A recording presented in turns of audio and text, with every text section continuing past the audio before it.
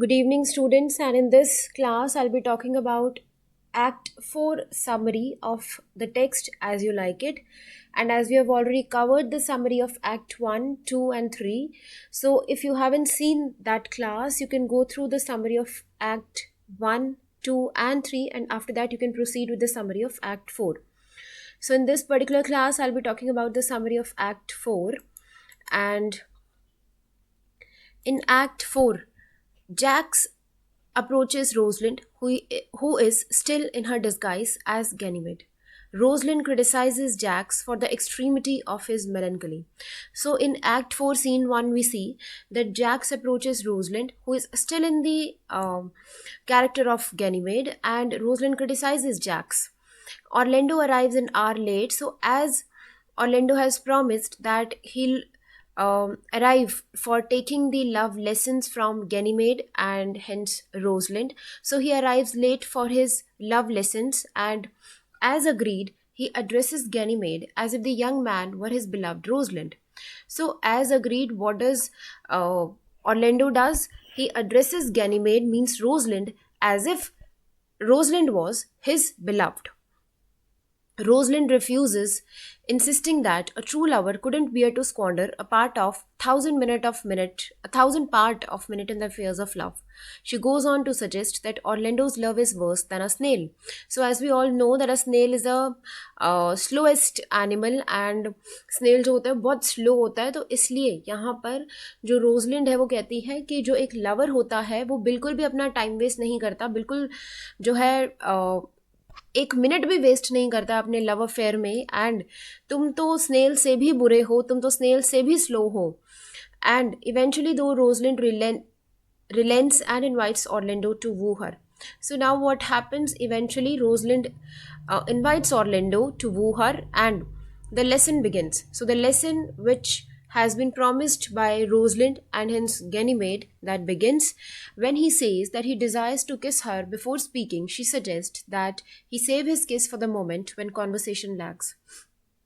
So Orlando wishes to kiss Rosalind and hence Ganymede, and जो Rosalind होती है वो मना कर देती है. रोजलिंड रिफ्यूजेस और कहती है कि जब हमारे बीच में कोई कॉन्वर्सेशन नहीं होगी, when we are lagging in conversation, when we don't have words to exchange, then you can kiss मी.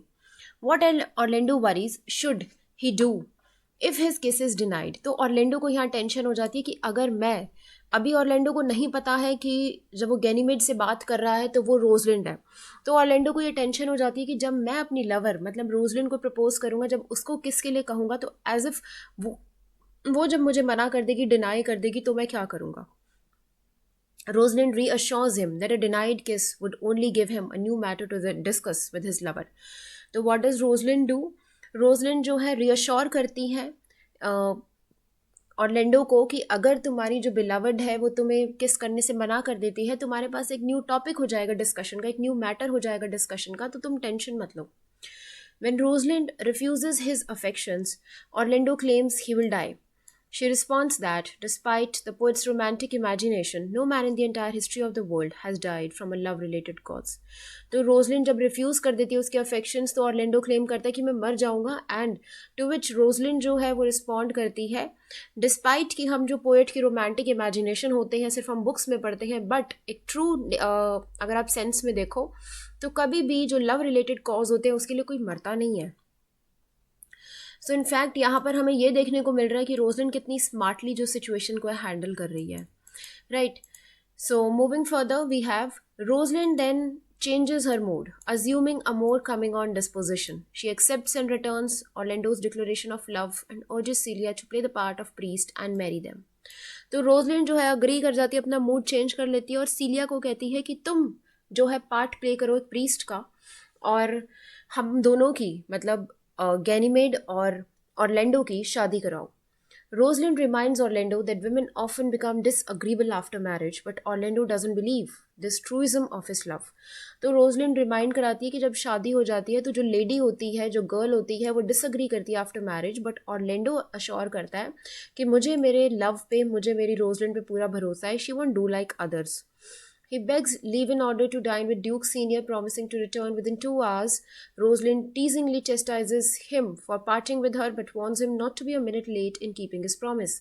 तो यहाँ पर क्या होता है कि ऑर्लैंडो जो है अब कहता है कि I have to go and मैंने प्रॉमिस किया था ड्यूक सीनियर को that I have dinner with you, तो मुझे जाना पड़ेगा और मैं प्रॉमिस करता हूँ that within 2 hours I will return back to you. तो रोजलिन जो है उसे अश्योर करती है और टीज करती है और वॉर्न करती है इनफैक्ट कि तुम 1 मिनट भी लेट मत होना और 2 घंटे में जो है वापस आ जाना। After Orlando departs, Celia berates Rosalind for so badly characterizing the female sex. Rosalind responds by claiming how vast her love for Orlando has grown. तो ऑर्लैंडो जब चला जाता है तो सीलिया जो है डांट रही होती है रोजलिन को कि तुमने कितनी बुरी तरह से फीमेल कैरेक्टर को प्ले किया है, एंड रोजलिन क्लेम करती है कि इनफैक्ट इस कैरेक्टर से मुझे जो है ये पता चला है कि मैं कितना ज़्यादा लव करती हूँ ऑर्लैंडो को। So this was all about Act 4 and Scene 1. And then we have in Scene 2 that Jax and some of Duke Senior's loyal followers kill a deer. So we have already studied in the reference to context that Jax और जो Duke senior के कुछ followers होते हैं वो dear को मार देते हैं और प्रेजेंट करते हैं ड्यूक के सामने ताकि वो डिनर कर सके। They plan to set animal's horn upon the hunter's head as a crown of victory. Jax asks the men to sing a song that fits the occasion. तो यहाँ पर क्या होता है कि जो ड्यूक सीनियर के फॉलोअर्स हैं वो जब डियर को मार रहे होते हैं तो वो कहते हैं कि जो भी आदमी जो है मारेगा डियर को तो उसको एज अ क्राउन हम क्या करेंगे कि जो डियर के जो हॉर्न्स होते हैं वो हम उसके हेड पे सजा देंगे as a crown of victory. Jacques ask the man to sing a song but that fits the occasion. तो यहाँ पर जो जैक है वो बोलता है सारे जो भी लॉयल फॉलोअर्स थे ड्यूक सीनियर की कि तुम जो है सॉन्ग गाओ, एक ऐसा सॉन्ग जिस ओकेजन को फिट करता है। Okay, moving further, we have Act 4, Scene 3, and that is Rosalind and Celia, still in disguise, discussing about Orlando's tardiness. 2 hours have passed and he has not returned as promised to resume his love lessons. So, जैसा कि हमने अभी देखा कि Orlando जो है promise करता है सीलिया को कि वो रिटर्न करेगा, वो वापस आएगा 2 घंटे बाद और उसने प्रॉमिस किया है ड्यूक सीनियर के साथ डिनर करने के लिए, and after that he will return back to Rosalind, but वो वापस नहीं आता एंड ये डिस्कशन जो है वो चल रही है between cilia and Rosalind. Sylvius interrupts in order to deliver a letter to Ganymede. It's from Phoebe, and after he turns it over, Sylvius warns the disguised Rosalind that its tone is harsh. तो यहाँ पर क्या होता है, इन दोनों की जब conversation चल रही होती है तो सिल्वियस इंटरप्ट करता है कॉन्वर्सेशन में और एक लेटर डिलीवर करता है जो कि फीबी ने भेजा है, एंड सिल्वियस वॉर्न करता है रोजलिन को, मतलब disguised Rosalind that is Ganymede, कि इस लेटर में टोन जो है वो हार्श हो सकती है, so be aware of that. Phoebe he admits looked very angry when she penned it. तो वो कहते हैं कि जब फीबी ये लेटर लिख रही थी तो वो बहुत गुस्से में थी. Rosalind scans the letter and reports that Phoebe judges Ganymede to be a young man without looks or manners. She then accuses Sylvius of writing the letter himself, which he vehemently denies. तो Rosalind जो है पूरी तरह से letter को scan करती है, पढ़ती है और कहती है कि जो फीबी है उसको आप ऐसे जज नहीं कर सकते, इवन मतलब मुझे तो ये लग रहा है कि ये लेटर तुमने लिखी है. तो जब वो ये बात सिल्वियस को बोलती है, सिल्वियस डिनाई कर देता है कि मैंने ये लेटर नहीं लिखी है. Rosalind asserts that no women could have written such a rude and defiant letter. तो रोजलिंड कहती है कोई भी women इतना रूड लेटर नहीं लिख सकती. To prove herself, तो अपने आप को प्रूव करने के लिए वो क्या करती है, वो लेटर को रीड करना शुरू कर देती है, and but it turns out to be full of unabashedly romantic declarations. But होता क्या है कि उस लेटर के अंदर रोमांटिक डिक्लेरेशंस, मतलब जो बातें होती हैं वो इतनी रोमांटिक होती है कि वो बोलती है कि ये जो लेटर है भाई इसमें तो रोमांटिक डिक्लेरेशंस और तुम मुझे कह रहे थे कि इसके अंदर जो है हार्श टोन होगी. Comparing Ganymede to a god who has destroyed Phoebe's heart. तो इस लेटर के अंदर रोजलिन यानी गैनीमेड को कंपेयर किया गया है गॉड के साथ जिसने फीबी का हार्ट जो है डिस्ट्रॉय कर दिया है, या वो फीबी जो है वो लव में पड़ गई है in with Ganymede. Baffled, Sylvius asks if this language is what Ganymede calls chiding. Celia offers her pity to the shepherd, but Rosalind says he deserves none for loving such a woman as Phoebe. तो यहाँ पर जो है Silvius जो बेफिल्ड है, जो confused है, वो कहता है कि अगर ये लैंग्वेज तुम्हें लग रही है कि कोई गुस्से वाली है, और चाइडिंग मीन्स गुस्सा, तो अगर कोई ये लैंग्वेज गुस्से वाली है तो फिर लव क्या होता है? तो सिल्वियस सीलिया जो है वो मतलब जो दया दिखाती है शेफर्ड की तरफ, दैट इज सिल्वियस की तरफ, और रोजलिन जो है वो कहती है कि ये कुछ डिजर्व नहीं करता, मतलब इस ये तो क्या है कि ये लव करता है एक वुमेन को जिसका नाम है Phoebe, and she send Silvius back to Phoebe with the message that Ganymede will never love Phoebe unless Phoebe love Silvius.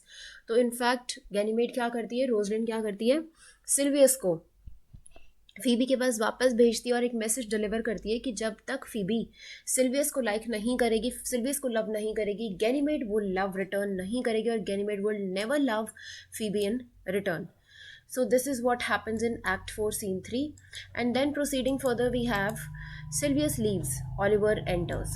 तो यहाँ पर क्या होता है, सिल्वियस चला जाता है मैसेज लेकर फॉर फीबी, और ऑलिवर आता है, ऑर्लैंडो का भाई ऑलिवर आता है। He ask for directions to Ganymede and Aliena's cottage. तो वो पूछता है कि एलिना और जो गैनीमेड है वो कहाँ रहते हैं। Then looking over the pair who are still in disguise, अब इनकी तरफ देखते हुए जो अभी भी अपने जो है, जिन्होंने अपना चेहरा छुपा रखा था in the form of Ganymede and Aliena, he asked if they are the brother and sister who own that property. When they admit that they are, Oliver remarks that his brother Orlando's description of the pair was very accurate. तो यहाँ पर क्या होता है, वो पूछता है कि क्या तुम ही भाई बहन हो उस पर्सन के जिसकी प्रॉपर्टी है, जिस कॉटेज में तुम रह रही हो? तो वो हाँ करती है, और ऑलिवर कहता है कि बिल्कुल ठीक डिस्क्रिप्शन तुम लोगों की जो है ऑर्लैंडो ने मुझे दी थी। एंड गैनीमेड को ऑलिवर क्या करता है, डिलीवर करता है एक ब्लडी हैंकरचीफ, मतलब एक ऐसा हैंकी जिसके ऊपर खून लगा होता है ऑर्लैंडो का। तो ऑर्लैंडो के बिहाफ पे ये हैंकी जो है वो हैंड ओवर करता है रोजलिन को ऑलिवर। तो रोजलिन पूछती है कि क्या हुआ, तो जिसपे ऑलिवर जो एक लेंदी सी स्टोरी सुनाता है और कहते हैं सून आफ्टर लीविंग गैनीमेड, मतलब यहाँ से जाते हुए क्या होता है कि ऑर्लैंडो जो है एक रैग्ड मैन, मतलब एक ऐसा आदमी जिसके कपड़े पूरे फटे हुए हैं, वो सो रहा था फॉरेस्ट में, तो उसके ऊपर अचानक से ऑर्लैंडो पैर जो है रख देता है।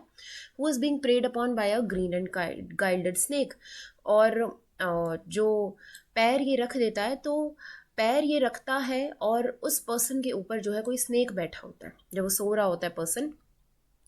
तो ऑर्लैंडो जो स्नेक को सक्सीड कर जाता है, ऑर्लैंडो उस स्नेक को स्केयर करने में, डराने में, only to see a hungry lioness emerge from the underbush.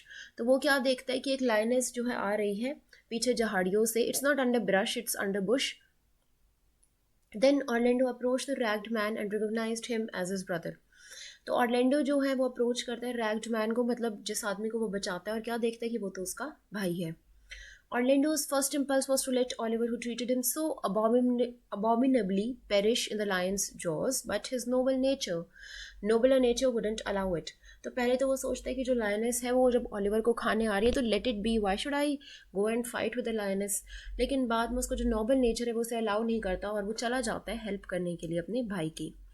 तो वो लड़ता है लायन के साथ, wounding his shoulder but ultimately saving Oliver's life. तो उसका जो शोल्डर है वो वुंड मतलब चोट लग जाती है उसके ऊपर, बट ऑलिवर की लाइफ बच जाती है।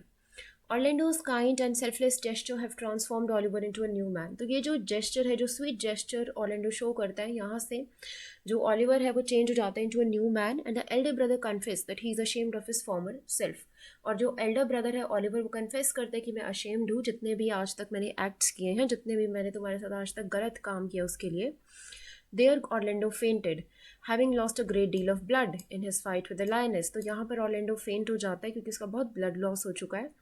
तो before passing out completely he charged Oliver to deliver an apology to Ganymede. तो जब वो बेहोश हो रहा होता है, फेंट हो रहा होता है, उससे पहले वो क्या करता है कि एक अपॉलॉजी कहता है, डिलीवर कर देना गैनीमेड को, और अपना एक ब्लड स्टेन्ड हैंकरचीफ देता है। And then upon hearing this story Rosalind faints dead away. तो ये स्टोरी सुनने के बाद रोजलिन भी जो है वो फेंट हो जाती है। So this ends the act 4 scene 3, and with this we have completed the summary of act 4, and I hope सब क्लियर हो गया होगा। But if you still have doubts, you can comment down, or I've also made a Telegram group. You can join that group, and the link will be mentioned in the description box below, or you can uh, drop down your doubts below. So either way you can drop down your doubts, and for PDFs you can join the Telegram group. So thank you so much for watching the lesson, and the next lesson I'll be talking about Act 5,